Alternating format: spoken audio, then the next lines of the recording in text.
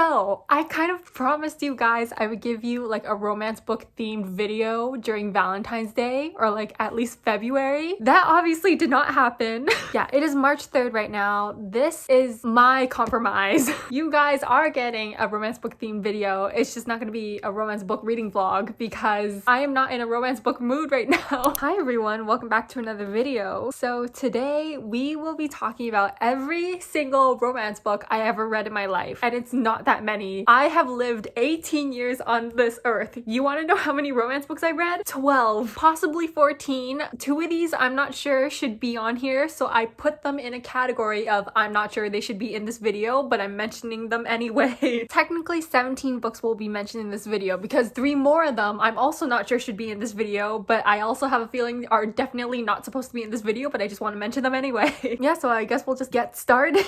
So the first 3 on here: The All for the Game series by Nora Sakovic, the first book being The Foxhole Court, the second book being The Raven King, and the third book being The King's Men. 6 out of 5 series. Definitely should not be in this video. They are definitely not romance books. They have a romance subplot, but the thing is, if you say these books belong in the general fiction section, you would be lying. They don't fit in with the romance books, but they also don't fit in with the general fiction section. They would not fit in. They would just be sticking out like a sore thumb, okay? So I'm just mentioning them in this video because I want any excuse to mention the All for the Game series. Not romance books. Don't think they're romance books. They are not sports romances. They are not solely romance books. I'm just mentioning them because I want to and because I don't know where the hell they belong. But yeah, 6 out of 5 series. The thing is, I'm not sure I should recommend it to you guys because trigger warnings. Read the trigger warnings. Just that's all I have to say. Oh yeah, I forgot to explain the gist of like this video. I'm going to be explaining all the romance books I ever read, and then I'll tell you guys if you should, maybe, or shouldn't read them. Yeah, sorry, I kind of just dove right in. I had dived right in. I did not explain anything. But yeah, let's carry on to the books that actually sort of belong in this video. The books I'm not sure should be included in this video, but I'm putting in anyway. First of all, If I Stay by Gail Forman. The thing is, I don't know if this should be in here because I read this in like grade 8, which was like 5 to 6 years ago, and I don't remember anything that happened in here. I think it's about this girl who has like a near-death experience and she doesn't know if she should come back to life or not because it's her decision. She's kind of in like this in-between state of like in between life and death. I think there's a romance in here. Like I think her boyfriend is somewhere in here and it's just like he's by her bedside the whole time. She's in like this unconscious state, and so I think there's romance in here, but I don't know if this is solely a romance book. Should you guys read this? From what I can remember, I don't think I had any like bad feelings toward this book, so maybe, again, it's been like 5 to 6 years since I read this. I think it was a decent book. I can't remember if I liked it or not, but I don't remember disliking it, so maybe. It's in the maybe region. And then the final book on here that I'm not sure should be included in this video is If You Could See the Sun by Anne Liang. If you know Anne Liang, you know she writes a lot of academic rivals to lovers sort of books, but the thing is, this specific book, If You Could See the Sun, has magical realism in it, and so I'm not sure if I should include it in here for that reason, but I do think it is sort of a romance book. Okay, well no, let me rephrase that. It is definitely a romance book, but it has magical realism in it, so that's like the main reason why I'm not sure if it should be in here, because I'm not sure if it falls under like the sort of romantasy category or if it falls under solely romance. Okay, so If You Could See the Sun is basically about this girl who goes to like this very rich and elite school, and she's like very pressured to get good grades because her family's kind of poor and she's under like this half scholarship, and yeah, one day the stress just gets to her and she randomly turns invisible. I know it is so random, but the thing is, the academic rivals to lovers in here is like the core point of this story, sort of, maybe, I'm not sure, but the romance is definitely like a big aspect to this book, and so that's why I think it is sort of a romance book. No, it definitely is a romance book. I don't know why I keep saying that, but Henry, the love interest, great love interest, and so I highly recommend this book. I think Anne Liang is such a good academic rivals to lovers writer. She's honestly one of the romance writers I'll immediately buy if she announces like a new book. There's hardly any romance authors that will make me want to do that. I am a fantasy reader. I should have said that in the beginning. The reason why I haven't read too many romance books is because I am a fantasy reader.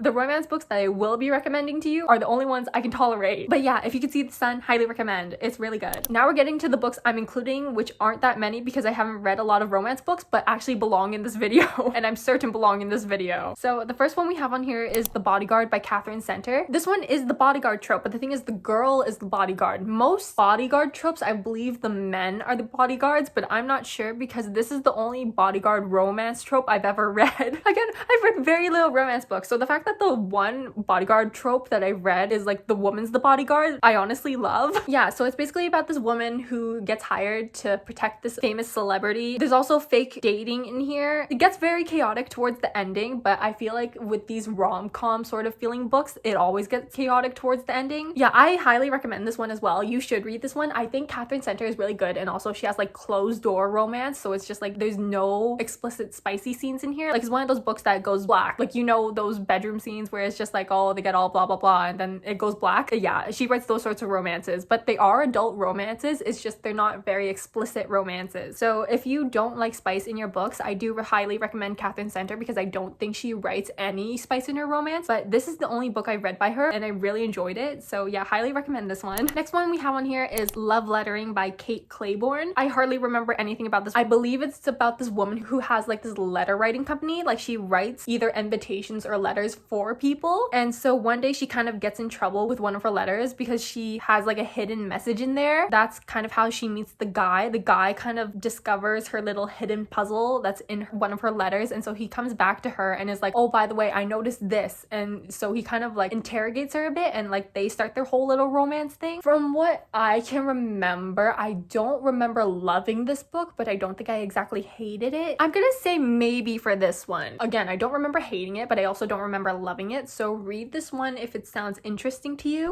Okay, next one we have on here is a trilogy, and it's the To All the Boys I've Loved Before series by Jenny Han. The first book being To All the Boys I've Loved Before, the second one is P.S. I Still Love You, and then the third one is Always and Forever, Laura Jean. Most of you are probably familiar with Jenny Han. Most of her books, I believe, have been turned into like movies or TV series, like The Summer I Turned Pretty, and this trilogy has been turned into 3 movies. So it's basically about this girl, Laura Jean. She writes a bunch of love letters when she's younger, and then one day they're mysteriously sent out, and like each of the boys she's written a letter to, they get the letter she's written, and she gets into some trouble here. And so there's a fake dating trope in here. Okay, I don't exactly love Jenny Han books. These are the only Jenny Han books I've read, and I read them in like a really young grade, but even then, when I read them when I was younger, I don't remember exactly loving them. So again, maybe Jenny Han is a good young adult romance writer, but I wouldn't say she's the best romance writer, if you know what I mean. Yeah, so maybe for this one, I don't remember loving it. I'm not exactly the biggest Jenny Han fan, but I remember liking the first book, and then the second book was okay. The third book I didn't like as much, so do with that what you will. Okay, next book we have on here is Beach Read by Emily Henry. So Beach Read is about 2 authors, and they kind of challenge each other by writing each other's genre. So one of them is like a really big sort of romance writer or like rom-com writer or something, and then another one is like a very tragic ending existential sort of writer, and so they kind of challenge each other to write each other's genres. This wasn't exactly my favorite Emily Henry book. I mean, this was literally like the second book I've read by her. I've only read 2 Emily Henry books, but this wasn't exactly my favorite out of the 2 that I read by her. So I'm gonna say maybe for this one, but also this one is really popular, and so despite what I say, you might read it anyway. But yeah, maybe for this one if you're interested. I don't know, I just remember not exactly loving this because the guy goes away for like 2 chapters, and then I feel like the problem just got solved immediately after he came back. I had mixed feelings towards this one. I liked it in the beginning, but then the couple just got really frustrating as I read on. Next book we have on here is also by Emily Henry. It's Book Lovers. I think I liked Book Lovers a bit more than Beach Read. It's about 2 characters who are in like the publishing industry, like they work for the publishing industry, and so they kind of have like, I don't know, I guess this rivalry going on. It's a book that starts out with them meeting, but they don't exactly get along when they first meet, so it's not the best first impression when they first meet, and then they kind of get to know each other in like this small town. It's like a small town romance trope. They run into each other multiple times, and then they start to get to know each other. This one also kind of frustrated me, but I think I'll recommend this one a bit more than Beach Read because I did like this one a bit more than Beach Read. I liked the couple. Didn't love them, but yeah, I did like this one a bit more than Beach Read, so I'll recommend this one a bit more than Beach Read. Next one we have is Letters to the Lost by Bridget Kemmerer. This is part of a series, sort of, but there's like standalone books in the series, so you can read each of the books as standalones, but I've only read one of the books in the series. This one was really, really good. So it's basically about 2 main characters who have lost someone important in their lives, and so one day the girl leaves a letter by her mother's grave, and the guy finds it, and for some reason he just decides to write her back in that exact same letter. Like, he literally writes a note at the bottom of her letter to her mother. I know, it seems so impolite, but the thing is, you kind of grow to to understand why he did it, sort of. Like, they have mutual feelings when it comes to like that someone they lost, and so they kind of connect through the letters they keep writing back and forth to each other. So they don't know who they're writing to until like sort of the end, obviously. That's how these letter writing tropes sort of go. Like, it's secret identity, and then they end up falling in love with each other as they keep writing to each other. I love this one. I highly recommend this one. This is probably like one of my favorite romance books of all time. I absolutely fell in love with both of them, and I felt so sad for each of them and so happy when they fell in love with each other. Yeah, I don't know. There was just a lot of feelings with this book, and those feelings have stuck with me ever since I read this, and I keep going back to read this every now and then. Yeah, I really love this, so highly recommend this one. This one is one of my favorites. Next one we have on here is Twice in a Blue Moon by Christina Lauren. This is the only Christina Lauren book I read, and it's made me not want to read any more Christina Lauren books, even though I still have 2 more by them on my shelf, which I will read, but this did not give me a very good first impression of Christina Lauren. Twice in a Blue Moon is about like this girl who has like a really famous parent or something. She goes on this vacation one day, meets a guy, and they have like this little fling. The paparazzi kind of find out that the daughter had like a fling with this guy on this vacation, and so she thinks the guy told the paparazzi, and then we have a time skip into the future, and they're both famous actors, and they meet again because they're working on the same film. Kind of complicated, sort of, not really. I probably did not explain that very well, but I don't think I like this one. I can't remember anything about this one, at least my feelings. The only reason I remember what it's about is because I searched it up before I started this video. I don't recommend this one. I don't think this is the best Christina Lauren book out there. I'm just saying that because this is the only one I've read by them. I haven't read any of their other books. Yeah, not the best book in the world. Didn't really like it. I don't remember liking it, and I don't exactly have any attachment towards this book, so I don't recommend this one. If you're into Christina Lauren or want to start out with Christina Lauren, I recommend starting out with probably Christina Lauren's more popular books, but I haven't read them, so I'm not sure, but yeah, don't recommend this one. Next one we have on here is This Time It's Real by Anne Liang. I recommend this one. This one was honestly really cute. It's a fake dating trope. It's about this girl who has to write an essay for a class, but the thing is, for this class, this specific essay goes on like their student blog or like social media account, and this school is like really rich and elite, and so a lot of people see that social media account. Her essay is about like her love life, but the thing is, this girl's love life is non-existent, and so she kind of makes up her love life with like this amazing guy and how she has like the best relationship in the world, and people see that. Her essay goes viral online, but she didn't know it would go viral, obviously, because like going viral is kind of like the most random thing in the world, and she ends up kind of famous. But the thing is, obviously that essay is fake, the relationship is fake, and so she has to find a way to like make it her reality. And so she asked this sort of famous guy, he's an actor, to help her out, and then they start dating. They have this fake dating thing going on, and yeah, that's basically what that's about. I really enjoyed it, actually. I thought they were really cute. Normally I don't like fake dating, but I actually really like this one, so yeah, I recommend. Again, Anne Liang writes really good academic rivals to lovers. This one wasn't academic rivals to lovers, but it was a good fake dating trope book, so yeah, I recommend. Next one is She Gets the Girl by Rachel Lippincott and Alison Derrick. Oh my god, this one was so good. Recommend. I so recommend. This is again one of my all-time favorites. So it's a sapphic college romance. It's about 2 girls, Alex and Molly. Molly is kind of like a shy girl, and then Alex is like a very social person. Molly has a crush on this girl, but the thing is, she's too afraid, too shy to approach her, and Alex is obviously really social. But the thing is, before Alex went off to college, her girlfriend broke up with her literally right before she moved. Alex agrees to help Molly to get like with her crush if Molly puts in a good word to Alex's ex-girlfriend about like how Alex helped Molly out or something. And so yeah, that kind of thing happens, and it's like a sort of enemies to friends to lovers situation between Alex and Molly, and I really loved it. This is like one of my comfort reads, but it's also like one of my favorite romance books of all time, so I highly recommend this one. Please read it. It was so cute, so good. Last one we have on here, we're not exactly ending off on a good note in my book, but for some of you, this is probably one of your favorite romance books. Better Than the Movies by Lynn Painter. I did not like this one. I'm gonna say maybe for this one because this one is really popular and a lot of people like it. I just personally didn't like it. I thought it was really annoying. I thought the main character was annoying. I thought the love interests were equally as annoying.